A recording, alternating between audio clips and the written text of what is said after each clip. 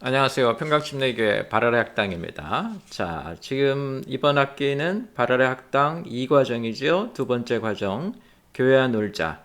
아, 오늘은 국어, 운영은 이렇게, 또는 이제 경영은 이렇게 말할 수 있습니다. 지금 교회와 놀자는 저희가 총 9가로 진행이 되는데요. 1가부터 3가까지 교회가 무엇인가, 4가부터 8가까지 교회는 무엇을 하고 있어야 되나, 이렇게 우리가 공부를 해왔습니다. 오늘은 운영은 어떻게 해야 되나, 즉 이렇게 해야 되는 요 일들을 어떻게 이끌어가야 되나, 어떠한 방식으로 이끌어가야 되나, 이 얘기를 하게 될 것입니다. 자, 먼저 교회 경영을 먼저 좀 얘기해야 될 텐데요.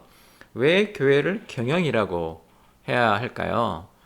경영은 어떻게 보면은 굉장히 세상적인 일, 자, 나쁘다는 의미가 아니고요. 하늘에 관계되지 않은 일이라고 볼 수도 있습니다. 자, 성경에 나타난 여러 가지 일들로 왜 경영을 이야기해야 되는지 한번 볼게요. 먼저 하나님이 천지를 창조하셨죠. 여러분이 창세기를 자세히 보시면 천지 창조는 혼돈과 공허를 질서와 충만으로 바꾸는 과정입니다. 하나님이 혼돈과 공허를 싫어하셨어요. 혼돈은 뒤죽박죽 섞여 있는 거고요. 공허는 텅 비어 있는 거예요. 그것을 하나님께서는 질서 있게 바꾸시고 텅 비어 있는 것을 열매가 가득 차게 이렇게 바꾸셨죠. 그래서 하나님은 뭘 좋아하신다? 혼돈을 뭘로 바꾸려고 하신다? 질서로 바꾸려고 하신다. 또 성경 중에 우리가 출애굽기 후에 이스라엘 백성들이 광야를 걸어서 가나안 땅으로 갔는데 그때 하나님이 이제 성막을 만들라고 하셨어요. 이스라엘 백성들이 장막, 텐트죠. 텐트에서 지내니까 하나님께서 내 것도 만들어라. 내가 너희와 함께 하리라 하셔서 이제 우리 보고 만들려고 하시는 게 성막, 예, 홀리 텐트 또는 타버너클이라고 부르는 것들인데요. 그때 하나님이 주신 것이 뭐냐면 장은 얼마요, 광은 얼마요, 고는 얼마요 해가지고 사실은 이게 뭔가 그 크기에 대한 설계도 같은 거죠. 이거를 상당히 길게 자세하게 하셨어요. 그러니까 하나님이 뭔가를 만드실 때는 항상 뭐부터 하신다? 설계도부터 만드신다. 아주 치밀한 설계도로 시작을 하신다. 우리가 이걸 알 수 있고요. 예수님의 가르침 중에서는 예수님의 제자가 되려는 사람들에게 너희가 지금 앞으로 어떤 일을 견뎌내야 되는지 알겠느냐라고 하시면서 누가복음에서 뭘 가르쳐 주셨냐면 망대를 지으려면 먼저 앉아서 비용을 계산해 보지 않겠느냐. 그래서 할 수 있어야 하는 거고 또 무엇이 부족한지도 보지 않겠느냐라고 하셔서 이때에도 똑같이 어떤 원리가 적용이 된다? 경영의 원리가 적용이 됩니다. 준비해서 질서 있게 만들고 차례대로 만들고 이런 경영의 원리가 어, 적용되기 때문에 제가 드리고 싶은 말씀은 경영은 우리가 볼 때는 세상적이고 하늘의 것이 아닌 것처럼 보이지만 하나님의 원리입니다. 우리는 반드시 이런 방식으로 교회를 운영해야 됩니다. 그래서 교회 경영이라는 말을 씁니다. 더군다나 교회에는 여러 사람이 모이고요. 여기서 여러 사람은 단순히 숫자가 많다는 것을 넘어서서요. 여러 종류의 사람들이 만나죠. 또 그런 어떤 그 배움의 수준도 다르고, 또 자라온 환경도 다른 여러 사람들이 만나서 여태까지 우리가 얘기했지만 5가지 사역을 해야 돼요. 그러니까 우리가 더 뭐가 필요해야 되나? 이걸 질서 있게 하기 위해서 경영이 더 필요한 것이 오히려 교회입니다. 자, 어떻게 해야 되나? 먼저 사명이 분명해야 되죠. 사명이 왜 먼저 시작이냐면 보통의 조직들은 비전이 먼저 시작입니다. 비전이나 목표가 먼저 시작인데 교회는 사명이 먼저 시작입니다. 왜 사명이 먼저 시작인가? 우리는 하나님이 하라고 하는 일을 하는 사람들이지 우리가 원하는 일을 하려고 교회에 모인 건 아니에요. 하나님이 우리에게 맡기신 일을 하려고 교회에 모였기 때문에 사명에 따라서 뭘 가져요? 비전. 우리는 앞으로 이렇게 됐으면 좋겠다. 우리의 미래는 이렇게 됐으면 좋겠다라는 시각하지요. 비전을 갖고 그에 따라 목표를 가진 다음에 그 목표를 이루기 위해서 조직을 하고요. 사람들을 조직을 하고 그 사람들과 계획을 세우고 실제 실행을 하고 평가를 해서 다시 또 더 좋게 만들려고 하는 거. 그러기 때문에 우리가 교회는 어떻게 하늘의 원리에 따라 이런 방식으로 어떻게 해야 된다? 경영해야 된다. 합리적이고 사리에 맞게 움직일 줄 알아야 된다. 이것을 우리가 알아야 합니다. 자, 교회 경영에서 제일 먼저 중요한 것은요. 제가 전에도 한번 말씀드렸는데 만약에 우리 교회에서 가장 중요한 게 뭐냐고 저에게 물으신다면 물론 예배나 이런 건 뭐 당연한 거지만요. 마당회의라고 제가 말씀드린다고 그랬죠. 자, 마당회의는 뭐냐면 전교인이 참여해서 생각을 나누고 그에 따라 결정을 하고 하는 최고의 의결기구예요. 여기서 결정을 한다고요. 목회자가 결정하는 것도 아니고요. 재직회의가 결정하는 것도 아니고 집사회의가 결정하는 것도 아니에요. 뭐 그런 게 있는지 모르겠지만요. 또 사역팀이 결정하는 것도 아니고요. 모든 일은 누가 전교인이 참여하는 최고의 의결 기구인 마당회의 다 모여서 한다. 열린 마당에서 한다. 그래서 마당회의라고 이름을 지은 것입니다. 중요한 건 누구나 참여할 수 있다는 거예요. 누구나 참여할 수 있다는 것은 다른 말로 하면 그 사람들을 인도하시는 분은 하나님이시기 때문에 결정권이 누구에게 있다? 주님에게 있다는 것을 우리가 인정하는 것이에요. 어떤 자격이 되는 사람 또는 신앙이 좋은 사람, 무슨 안수받은 사람 이런 사람만이 아니라요. 누구나 참여해서 이 회의를 통해서 성령이 역사하셔서 우리를 이끌어갈 것이다 라는 믿음. 그래서 이 최고의 의결 기구의 결정권은 누구에게 있다? 주님에게 있다. 이것을 인정하는 것이고요. 제가 이 얘기를 자주 하는데 사울이 전쟁에 나가서 골리앗과 싸울 때에 질 뻔했죠. 그런데 어린 다윗이 그때 참여해서 골리앗을 무너뜨림으로 전쟁을 이깁니다. 근데 다윗이 전쟁에 나간다고 했을 때 모두 다 막았거든요. 만약에 다윗이 전쟁에 나갈 기회를 얻지 못했다면 골리앗을 이기지 못했겠죠. 골리앗을 이기지 못했으면 전쟁에 진 것도 물론이거와 다윗이라고 하는 하나님의 사람이 사역을 하고 왕이 될 기회도 없었겠죠. 그래서 누구나 이 어린 다윗, 아무 준비가 되어 있지 않는 양치는 이 어린 다윗이 골리앗을 향해서 물맷돌을 던질 기회를 줘야 되는 것처럼 마당회의에는 누구나 참여해서 누구나 발언할 기회를 자기 의사, 자기 생각을 표현할 기회를 가져야 된다. 이게 우리가 깨달아야 되는 거죠. 또 여기서 이제 하나 알 수 있는 게 모든 교회의 일은 공적 회의 중심이어야 됩니다. 공적 회의 중심이라는 건 뭐냐면요. 어느 날 며칠 날 몇 시에 모여서 우리가 무엇에 대해서 회의를 하고 그렇게 결정을 하겠다. 이제 이거예요. 이게 왜 중요하냐면 대부분의 교회에서 문제가 생기는 건 뭐냐면요. 이렇게 뭐 재직들이 모여서 회의를 하죠. 목사님과 뭐 이렇게 담당한 사람들이 회의를 했는데 회의가 끝난 다음에 어떻게 하기로 결정했죠. 근데 회의가 끝난 다음에 하루 이틀 후에 이제 회의에 참석했던 사람한테서 전화가 와요. 사실은 이게 이렇게 하는 게 좋지 않을까요? 뭐 이렇게. 그리고 목사님이 듣고 있다가 그 얘기가 또 맞는 것 같아서 팔랑기라 넘어가가지고 그럼 그렇게 합시다. 이렇게 해버려요. 그리고 다음 주일이 되면 이제 광고는 어떻게 되는 겁니까? 회의 때는 1번을 하기로 결정을 하고 갔는데 주중에 전화상으로 몇 사람이 얘기를 해서 2번으로 바꿔놨어요. 그러면은 다음 주일에 발표는 2번으로 하겠죠.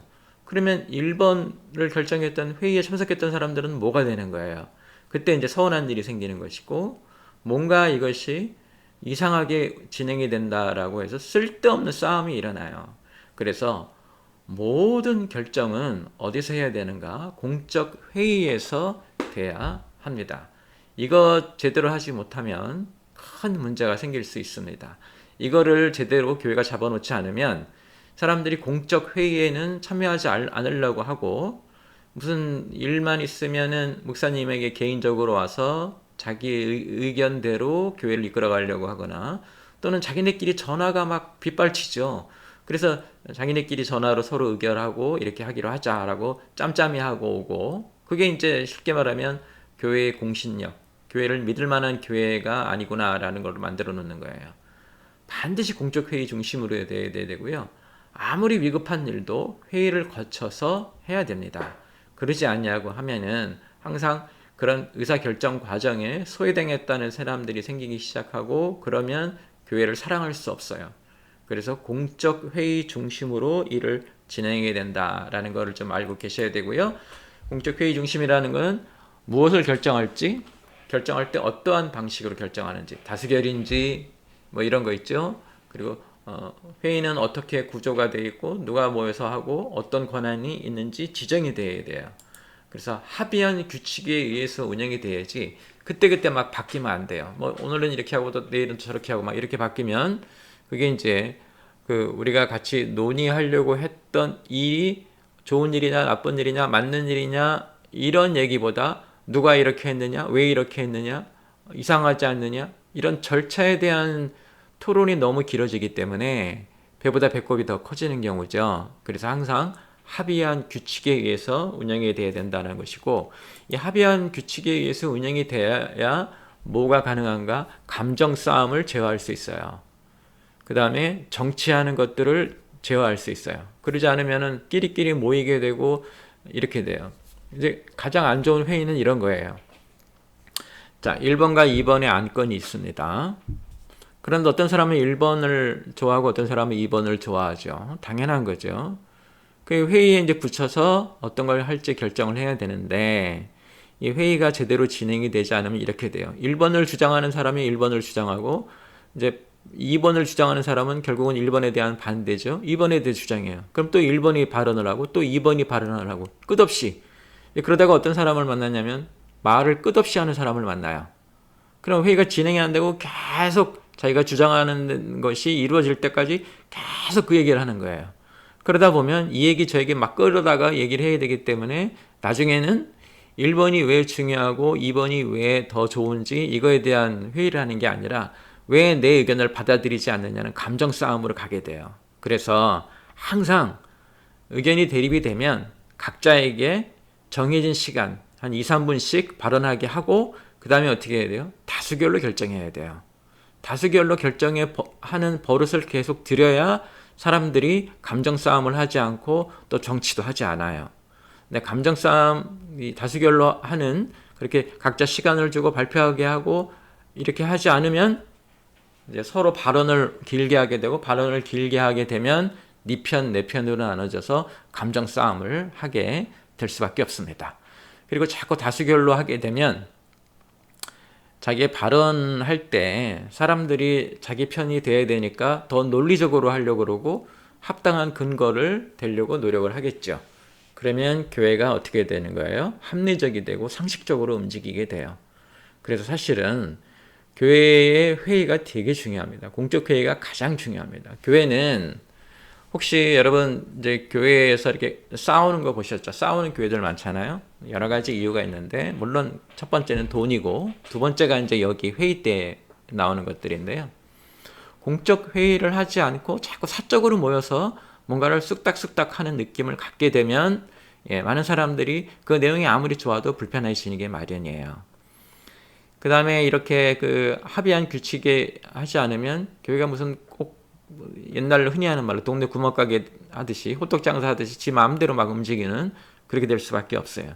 그래서 이렇게 공적 회의 중심으로 하고 합의한 규칙에 의해서 감정 싸움을 하지 못하고 그다음에 정치를 하지 못하게 하는 시스템을 만들어서 이걸 더 중요하게 생각해야 돼요. 마치 목사님이 나랑 친하면 내 의견이 주로 받아들여진다. 이렇게 하는 건 매우 곤란한 거예요. 그래서 여러분 회의할 때 목사님이 의견을 내도 저는 반대합니다. 이렇게 말할 줄 알아야 되는 거예요. 그렇게 말하는 교인이 좋은 교인인 거예요. 목사님께 와서 그건 좀 마음에 안 듭니다. 이렇게 하시는 게 어떻습니까? 라고 말하는 교인이 진짜 좋은 교인인 거예요. 그냥 무조건 아멘하고 하는 사람들 위험한 사람들이에요. 네. 반드시 공적 회의 중심으로 해야 되고 사적인 모임에서 나온 의견도 나쁜 건 아니죠. 사적인 모임에서 나왔다고 해도 어디를 거쳐야 되나? 공적 회의를 거쳐야 돼요. 그러지 않고 사적인 모임에서 나온 것이 진행이 되면 마치 몇몇 사람이 교회를 마음대로 움직이는 것처럼 되는데 그것은 교회의 운영에도 좋지 않고 성경에도 위배가 되는 거예요. 그래서 항상 공적 회의 중심으로 정해진 규칙에 따라 의사결정하고 이렇게 하는 거 여러분 잊지 마시기 바랍니다. 아무리 급한 일이 있어도 반드시 공적회의 먼저 해야 돼요. 교회의 안정성이 더 중요한 거예요. 괜히 무슨 내가 꼭 해야 될 일이 있기 때문에 빨리 해야 되겠다 이렇게 하지 마시고 반드시 회의를 거쳐서 하는 게 좋습니다. 자, 그 다음에 나는 천사다라는 제도가 있는데요. 이 전교인이 참여하는 제도인데 교회 사역이나 교회 일, 청소 같은 거죠. 교회 관리 이런 데에도 사람들이 다 참여해야 돼요. 그러니까 와서 구경꾼처럼 앉아있는 사람이 있으면 안 되고 일을 많이 나누어서 이건 누가 하고 이건 누가 하고 이건 누가 하고 그래서 저희는 매 주일마다 2명의 천사가 있죠. 나는 천사다라는 제목으로 2명의 천사가 이제 교회 전체를 청소하고 가죠. 자기가 맡겨진 일이 있어서 쓰레기도 치우고 이렇게 그렇게 맡겨줘야 돼요. 사람들이 가만히 있다가 나 청소하고 싶어요 이렇게 나타나지 못해요. 왜? 쑥스러워하기 때문에. 그래서 항상 순서대로 가나다라 순서대로 차례대로 청소하게 하고 차례대로 밥하게 하고 이렇게 만들어줘야 합니다. 교인은 사역이라는 권리와 책임을 갖고 있어요. 내가 맡아서 해야 된다는 그게 권리이기도 하지만요. 당신도 반드시 해야 된다는 책임도 지는 거예요. 저는 그냥 예배만 드리고 그렇게 되면 교인이라고 말하기 어렵습니다. 교인은 사역이라는 권리와 책임 같이 가십니다. 여러분의 권리인 동시에 또 여러분의 책임이에요. 반드시 해야 된다 이 말이죠. 더군다나 예수님은 이 땅에 섬기러 오셨죠. 그러니까 우리는 어떻게 해야 돼요? 스스로 참여해서 교회를 섬길 줄 알아야 됩니다. 교회 사역, 교회 일, 교회 관리에 참여해야 되는 거죠. 그래서 제가 항상 드리는 말씀이지만 교회는 어떤 교회가 된다? 불편한 교회가 돼야 돼요. 오면은 잔소리하고 뭐 시키고 청소하게 하고 손 더럽히게 하고 어디 심부름 갔다 오게 하고 뭐 집 날라야 되고 이게 교회예요. 그냥 교회 왔는데 아무것도 하지 마세요. 그러면 계속 뭘 하는 거예요? 손님 취급하는 거예요. 그래서 교회는 어떻게 돼야 되나? 불편한 교회가 돼야 돼요. 제일 먼저 오시면 그 얘기를 해야 돼요. 우리 교회 오시면 좀 불편하실 겁니다. 왜? 이 일도 해야 되고 저 일도 해야 되고 청소도 해야 되고 화장실도 치워야 되고 그게 누가 하는 일이에요? 당신이 하는 일이고 당신이 그것 때문에 교회 오신 겁니다. 라고 얘기할 줄 알아야 되겠죠. 교회는 항상 열린 구조를 갖고 있어야 돼요. 누구나 자원해서 할 수 있어야 되고요. 목사님 제가 해보겠습니다. 라고 자원을 할 수 있게 계속적인 광고를 통해서 자원하게 하고 헌금 많이 하라고 광고하지 말고요. 이런 일이 필요한데 누가 하시겠느냐 라고 일하는 거예요. 자원하게. 지하실을 청소해야 되는데 자원하실 분 계십니까? 교회 전등을 갈아야 되는데 자원하실 분 계십니까? 이렇게 해줘야 되는 거고요. 그렇게 자원자가 생기지 않으면 그 다음에는 어떻게 해야 돼요? 평등하게 나눠야죠. 우리는 이제 나이가 너무 많으셔서 청소하기 불편하신 분 외에는 그리고 교회 온 지 1년이 안 된 분 그 외에는 고등학교 졸업한 사람들부터 차례대로 한 주에 2분씩 가나다 순서로 청소하게 되어 있죠. 이렇게 평등하게 나눠서 청소를 할 줄 알아야 됩니다. 이게 이제 나는 천사다라는 프로그램이고요. 자, 그 다음에 이제 사역의 과정에 대해서 좀 설명을 드릴 텐데요. 사역은 어떻게 하는가? 제일 먼저 장관고 계획을 세워야 됩니다. 무엇을 어떻게 어떤 사명에서 무엇을 목표로 할 것인가 라고 하는 게 장관고 계획이에요. 마당회의에 모여서 우리의 사명이 무엇이니까 그 사명을 이루기 위해서 요 일을 목적으로 하고 이런 방법으로 하고 재정은 이렇게 사용한다. 이렇게 장관고 계획을 세우고요. 두 번째 민수기 활동을 하는 거죠. 민수기는 뭐냐면 인구조사예요. 인구조사 왜 하셨어요? 이 일을 맡기려고요. 20살 이상의 청년들에게 이 일을 맡기려고 민수기 인구조사를 했죠. 교회도 마찬가지예요. 교인들을 다 나누어서 이 계획에 따라서 이거는 누가 할지 각 교인들에게 나눠주는 거예요. 할 일과 멜 일을 나눠주는 것과 똑같습니다. 그렇게 사역을 진행시키는 거죠. 그래서 마당에 모여서 방법이나 목적 이런 게 확정이 되면 그 다음에 민수기 활동으로 사람들에게 각자 해야 될 일, 할 일과 멜 일을 나누어주고 그 사람들이 사역을 진행하게 하고 세 번째, 느헤미야 점검을 하게 되죠. 느헤미야 점검은 느헤미야가 성벽을 쌓을 때 방해를 받지만 계획을 잘 세워서 이겨냈죠. 그런 것처럼 지금 되고 있는 일이 잘 되고 있는지 사역을 점검하고 안 되면 보완을 하고 그 다음에 사역을 하면서 만나게 되는 어려움을 극복해주고 이렇게 1, 2, 3 요거 순서대로 우리가 합니다. 그래서 우리가 교회 모이면 항상 장광고 세웁니다 하는 게 이 얘기고요. 민수기 활동합니다 하면은 사람 나누는 일이고, 느헤미야 프로젝트 합니다 그러면 점검하는 일이에요. 요 순서대로 사역이 진행이 돼야 됩니다. 자, 그 다음에 교회 재정에 관한 얘기를 좀 해야 되는데요. 아까도 말씀드렸지만 교회의 분쟁의 가장 큰 원인이 교회 재정이죠. 그래서 이것을 정말 흔히 하는 말로 칼같이 해줘야 합니다. 재정은 헌금을 말하는데요. 제가 그 예배에 대한 가르침에서도 헌금 말씀드렸는데, 헌금은 두 가지예요. 드림과 쓰임이에요. 일반적인 교회에서는 헌금을 내는 것, 드리는 것에 대해서 굉장히 강조하는데, 성경은 그 헌금이 어떻게 쓰이는지에 대해서 굉장히 강조하셔요. 이 교회와 성경이 자꾸 어긋나는 부분이죠. 이상하게 그런 교회들은 헌금 내게 하기 위해서 애들을 쓰는데, 그것이 어떻게 쓰이는지에 대해서는 제대로 보고를 하지 않는 경우가 있어요. 적어도 50대 50의 비중으로 가르쳐야 되는데 그러지 않는다고요. 근데 실제 성경은 쓰임에 대한 말씀이 더 많아요. 헌금에 대해 얘기하실 때마다 쓰임에 관한, 이건 어떻게 쓰고 고아와 가부를 돕고 어디에 갖다 두며, 이렇게 쓰임에 대한, 그래서 교회 재정을 말할 때 이것은 헌금 사역이다. 즉 쓰이는 것, 재정이 쓰이는 것도 매우 중요하다. 이렇게 말씀드려야 되고요. 제일 먼저는 사역 중심이에요. 사역의 재정이 따라와야 되죠. 이런 거예요. 사역팀이 우리는 내년에 이런 일을 해야 되겠습니다. 왜? 하나님이 우리에게 맡기신 일이 이것인데 그걸 이루기 위해서는 이런 프로그램이나 이런 행사를 해야 되겠습니다. 그러면 그 행사 때 이렇게 할 거니까 돈이 얼마나 듭니다. 이렇게 재정이 따라와야 되는데 반대로 되면 안 돼요. 자, 100만 원을 드릴 테니까 거기에 맞춰서 하세요. 이러면 안 돼요. 그러면 재정 중심이 되는 거예요. 재정의 사역에 따라가는 경우고요. 사역 중심이 돼야 돼요. 우리가 이런 사역을 계획하고 이렇게 하겠습니다. 그러다 보니까 이런 재정이 듭니다. 그러니까 그것을 주십시오. 이렇게 하는 사역 중심의 재정.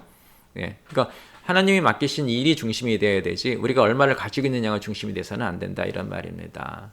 물론 재정에 대한 고려 충분히 해야죠. 돈을 충분히 갖고 있지 않은데 어떤 일을 할 수는 없죠. 근데 사람들이 사역에 대해서 얘기하다 보면 당연히 그 느낌이 와요. 이게 어느 정도 비용이 들 거고, 그래서 이걸 할 수 있고, 아니면 이게 우리가 생각하는 것보다 비용이 많이 들면 요렇게 해서 하면 어떻게 했느냐, 이렇게 논의가 돼야 된다, 이런 말이에요. 그러니까 재정 회의를 하면 꼭 그런 팀들이 생기죠. 아, 요번에는 뭐 우리 팀에게 한 500좀 주십시오.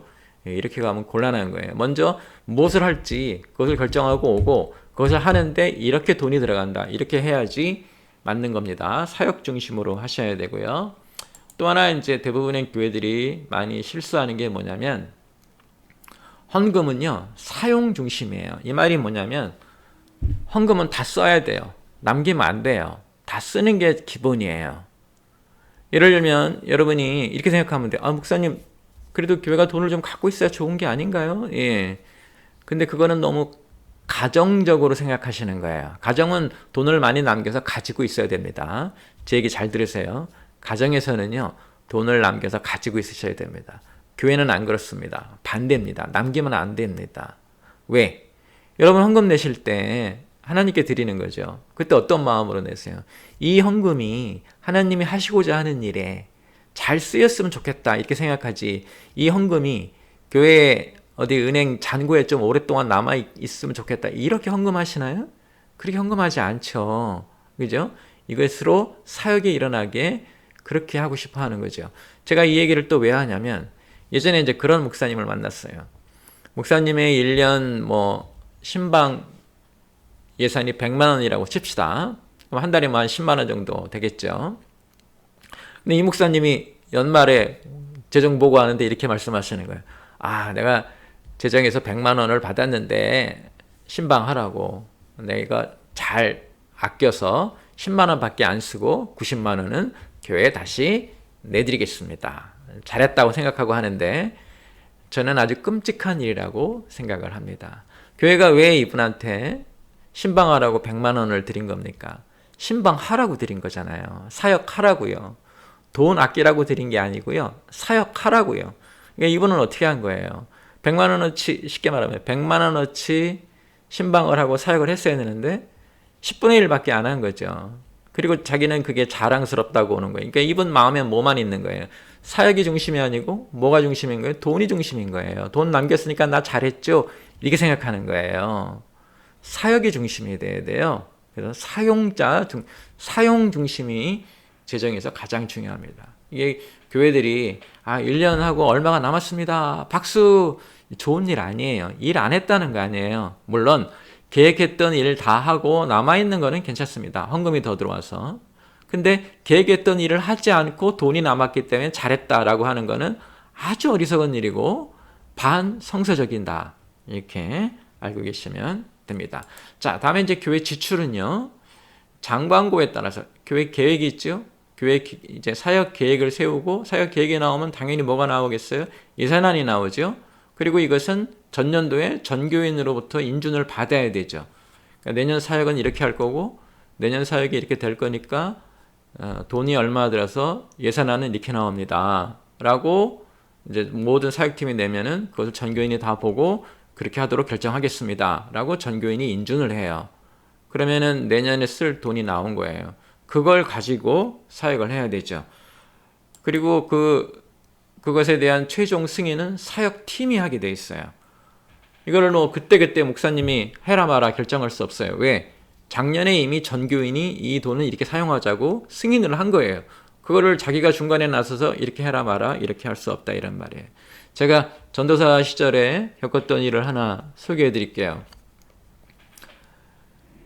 저희가 이제 전도사 시절에도 음악 사역을 좀 많이 했는데요. 바이올린 애들 가르쳤었는데 보면대를 이제 사야 됐어요.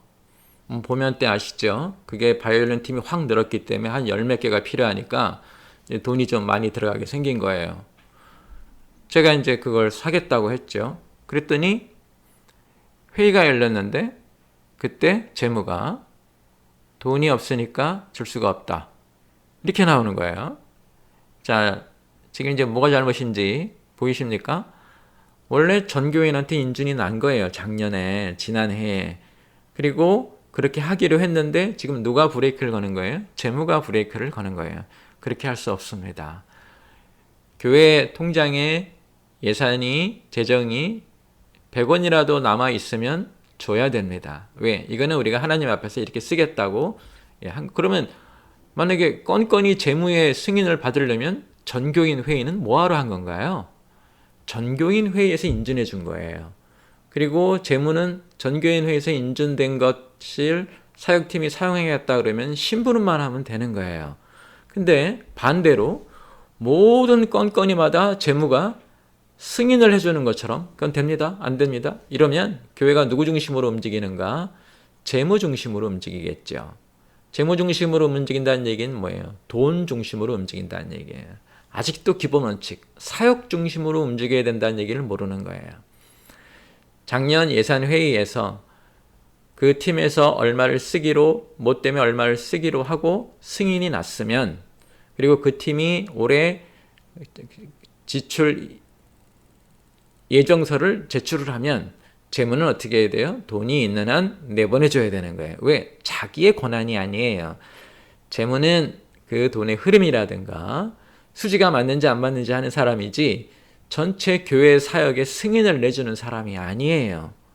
그래서 이게 항상 지출이 장관국에 의해서, 계획에 의해서 예산안이 만들어지고 그 예산안은 전교인이 인준을 해야 되고 그리고 그 사용은 사역팀이 최종 승인, 목사가 사인하는 게 아니고요. 예를 들면 예배팀 사역자가 있으면 예배팀 사역자가 사인을 하면 지출이 돼야 돼요. 목사는 뭘 보는 건가? 그게 제 목적대로 쓰여졌는지를 보는 거예요. 그리고 영수증이 제대로 들어왔나? 이렇게. 그래서 여러분 쓰실 때 항상 어떻게 해야 되는 건가? 이미 전년도에 계획이 있어야 되고요. 물론 약간의 수정은 있을 수도 있어요. 여러 가지 환경이 변화하니까요. 이제 가서 증빙이 남는 영수증을 가지고 오고 그리고 본인이 재무에게 올리면 재무는 들어와 있는 돈이 있는 한 무조건 나가야 되는 거예요. 자기가 거기서 브레이크를 걸 수 없어요. 브레이크를 걸 수 있는 유일한 때는 언제냐? 돈이 지금 없으니까 한두 주 기다려라. 이렇게 말하는 거지. 이거는 살 수 없다. 이렇게 말할 수는 없습니다. 재무의 그런 그 권한을 이제 쉽게 말하면 오해한 것이죠. 마치 가정이나 회사에서 돈 사용을 누가 결정하느냐 하는 것처럼 교회는 그렇게 하지 않습니다. 교회는 장관고 세우고 그에 따라 예산안 세우고 전교인이 인준하면 그 다음에 사역팀이 요구하면 무조건 나가야 됩니다. 그 누구도 막을 수가 없습니다. 왜? 전교인이 인준했기 때문에. 그러면 뭐가 중요해지느냐? 전교인 인준이 되게 중요하겠죠. 그리고 전교인이 뭘 인준해줘요? 예산안을 인준해주는데 예산안은 어디서 나와요? 사역 장관고에서 나오죠. 그러니까 사역 계획을 철저하게 세우면 나머지는 다 해결이 돼요. 근데 대충 우리는 뭐 전도에 얼마 쓰고 이렇게 나오면 곤란해요. 우리는 전도를 할 건데 뭘 하는데 얼마가 필요하고 이렇게 계획이 나오고 그래야 예산안이 나오고 그걸 인준해 줘야 본인들이 그 다음 해에 사역을 할 수 있는 거예요. 이게 엉망이 되면 돈이 이게 어디로 가는 건지 말들이 많아집니다. 되게 중요하게 보셔야 되고요. 또 하나 이 예산에 대해서 이제 얘기를 좀 해봐야 되는데요. 이제 그 사역 계획이나 이런 건 얘기 들으셨고요. 예산을 세우는 방식인데 이게 총액을 어떻게 잡느냐 이거예요. 후예산 방식이 있고 전예산 방식이 있어요. 그게 뭔지 제가 설명드릴게요. 제가 만들어내는 말이에요.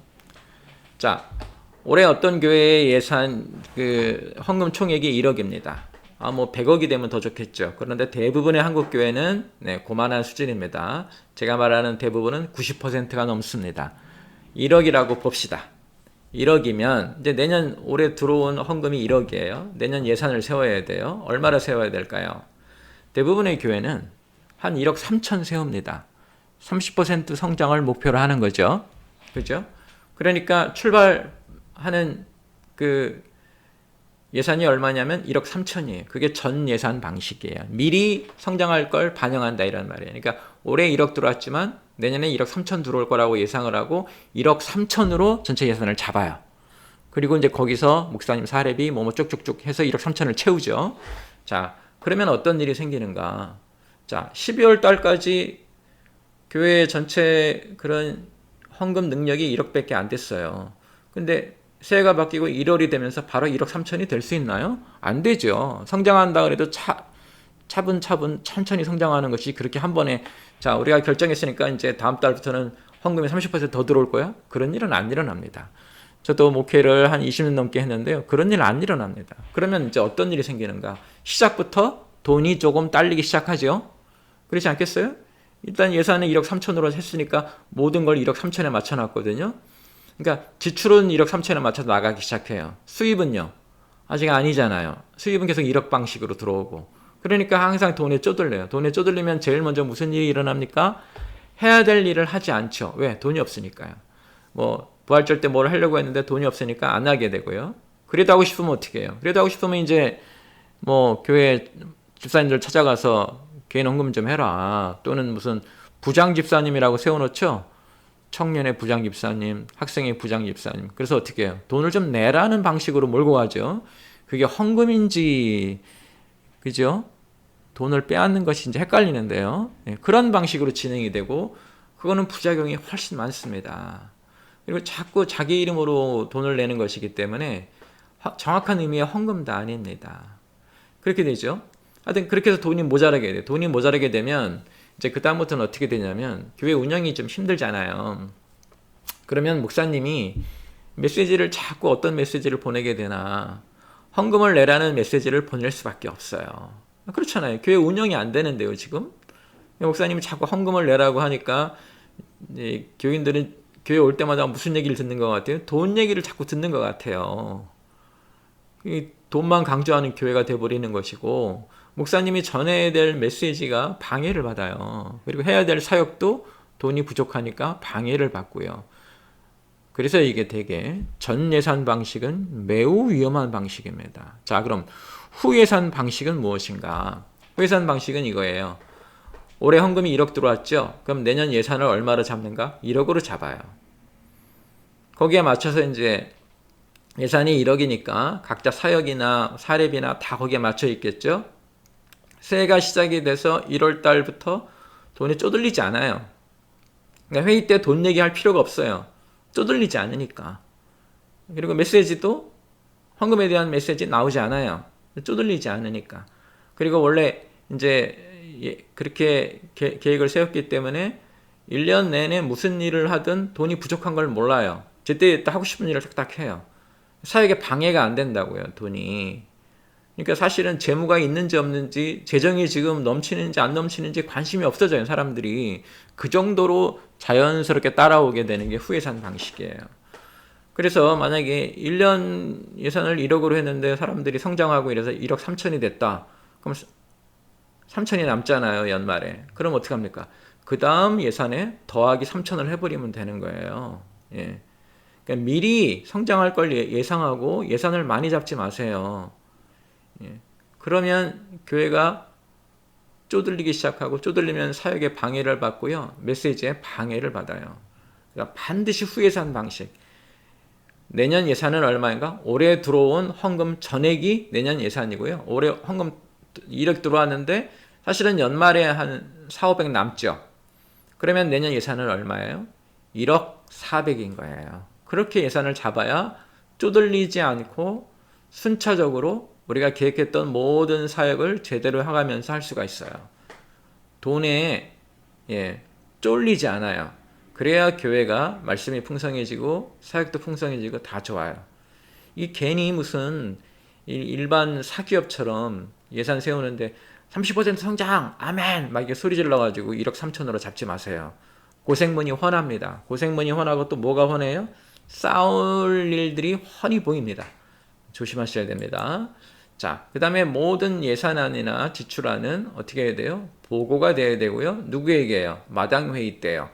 모든. 그리고 항목별로 공개가 되고 설명이 돼야 돼요. 뭐에 얼마, 뭐에 얼마. 10원 한 장까지요. 어디에 얼마, 어디에 얼마, 뭐가 얼마, 뭐가 얼마. 이렇게 설명이 돼야 됩니다. 그러지 않는 예산은 보고되지도 않았고, 공개되지도 않았고, 설명되지도 않은 예산은 위험한 예산이니까 조심하셔야 되고요. 또 하나 예산에서 예비비 같은 거 많이 세우지 마세요. 예비비라는 게 뭐예요? 목적 없는 돈이에요. 그러니까 미리 준비해 놓는 거예요. 무슨 일이 생길지 모르잖아요. 하고 미리 준비해 놨다가 무슨 일이 생기면 전체 회의를 하지 않고 목사님과 재무가 둘이 얘기해서 여기다 씁시다. 예를 들면 목사님 친구가 뭐 한번 와가지고 설교했는데 그분이 선교사예요. 그러니까 선교비를 좀 주고 싶어. 목사님이 재무에게 우리 예비비가 얼마예요? 뭐 얼마 있으면 거기서 얼마 줍시다. 이렇게 사용하면 안 돼요. 아무리 좋은 곳에 썼어도 전체 그런 그 지출은 항상 절차에 따라서 승인받고 써야 되기 때문에. 근데 제일 좋은 거는 예비비 같은 돈이 없어야 돼요. 어떤 교회 보니까 한 해 예산이 100억인데 큰 교회죠. 예비비가 30억이에요. 뭐 보자마자 저는 바로 그랬어요. 이건 도둑놈의 예산이다. 왜? 예비비라는 게 뭐예요? 목적 없이 쓰는 돈이거든요. 몇 사람이 얘기해서 막 쓸 수 있는. 그러니까 대놓고 우리는 30억을 우리 마음대로 쓰고 싶다. 이런 얘기예요. 조심해야 되는 교회입니다. 저희는 1년 예산이 1억 좀 넘어갑니다. 예비비는 얼마일까요? 여러분들 그 보고서에 보면 100만 원가량입니다. 몇 프로예요? 0.01%입니다. 거의 없습니다. 그래서 기본 원칙은 뭐예요? 계획된 곳이 아니면 쓰지 말아라. 네. 계획된 사역이 아니면 하지 말고 계획된 예산이 아니면 쓰지 말아라. 이게 기본이에요. 왜? 뭘 중요하기 때문에. 전 교인이 인준하고 전 교인이 참여한 게 중요하기 때문에. 전 교인 인준보다 더 높은 권위는 없어요. 목사님, 하나님이 전 교인보다 더 높은 거 아닙니까? 전 교인 인준은 누가 인준했다고 보는 거예요? 하나님이 인준했다고 보는 거예요. 제가 처음에 그랬죠. 우리 교회 경영에 관해서. 누구나 참여할 수 있다. 이 얘기는 뭘 인정하는 것이다? 하나님이 결정하시는 것을 인정하는 것이다. 이거랑 똑같은 얘기입니다. 자, 이제 오늘은 이렇게 해서 교회에 대해서 얘기했습니다. 여러분도 이 교회의 재정, 또 회의의 규칙, 또 사역의 과정 이런 거 잘 아셔서 교회 사역에 열심히 끼어드시고 잘하고 있는지 늘 볼 수 있는 여러분 되시기를 주님의 이름으로 축원합니다.